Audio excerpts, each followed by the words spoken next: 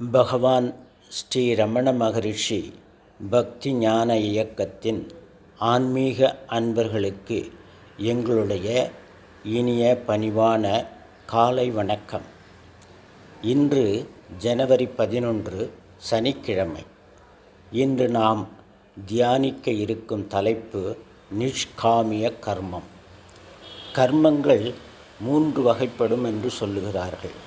சஞ்சித கர்மம், ஆகாமிய கர்மம் மற்றும் பிராரப்த கர்மம் என்பன அவைகள். சஞ்சித கர்மம் என்பது நம் கர்ம மூட்டை. ஆகாமிய கர்மம் நாம் இந்த பிறவியில் புதிதாக புரிய இருக்கும் கர்மங்கள். பிராரப்த கர்மம் என்பது இந்த பிறவியில் நாம் செய்து கழிக்க வேண்டியவை. அதற்காகவே இந்த மனித பிறவி நாம் எடுத்துள்ளோம்.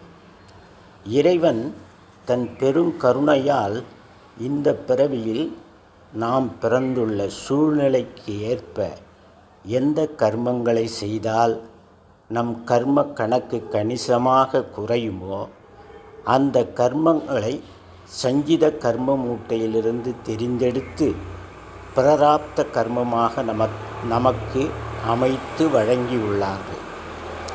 பலனை எதிர்பார்த்து செய்வது காமிய கர்மம் எனப்படும். பயனை கருதாமல் செய்யப்படும் கர்மம் நிஷ்காமிய கர்மம் எனப்படும். காமிய கர்மம் கர்மம் செய்பவனை பந்தப்படுத்தும். காமிய கர்மத்தில் கர்த்தா நான், செய்பவனே கர்த்தா. கர்த்தா நான் என்ற உணர்வோடு அந்த கர்மம் புரியப்படுகிறது.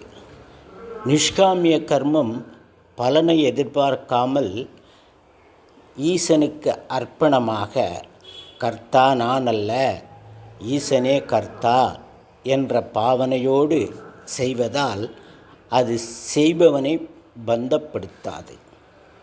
நிஷ்காமிய கர்மத்தின் விளைவு நல்லதோ கெட்டதோ அது ஈசன் பொறுப்பு. அது அவனையே சேரும். பகவத்கீதையில் பகவான் கிருஷ்ணர் கடமையை செய், பலனை எதிர்பாராதே என்று அர்ஜுனனுக்கு உபதேசித்து அருள்கிறார். பயன் கருதாது செய்யப்படும் நிஷ்காமிய கர்மம் சித்த சுத்தியை, அதாவது மன தூய்மையை உண்டாக்கி முக்திக்கு வழிகாட்டும். சித்த சுத்தியே நிஷ்காமிய கர்மத்தின் பயன். ஓம் தத் சத். நாளை மற்றொரு தலைப்பில் தியானிப்போம். வணக்கம்.